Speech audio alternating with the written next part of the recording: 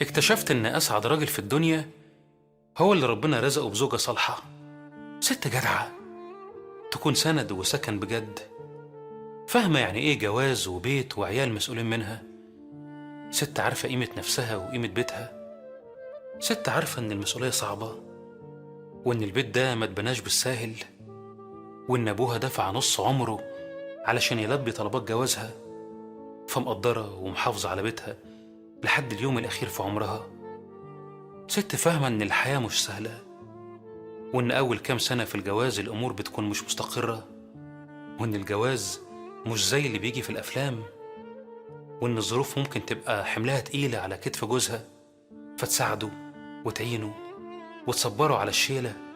ست واعية، لا يسخنها كلمة اتقالت في برنامج، ولا صورة رومانسية اتصدرت على السوشيال ميديا علشان تجمع لايكات.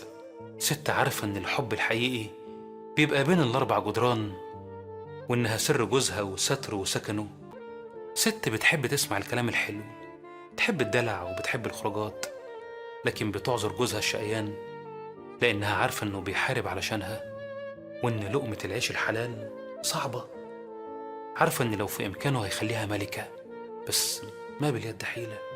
ست بتشبع من كلمة، بيكفيها نظرة وابتسامة. ست بيملى عينيها طبطبة حنينة من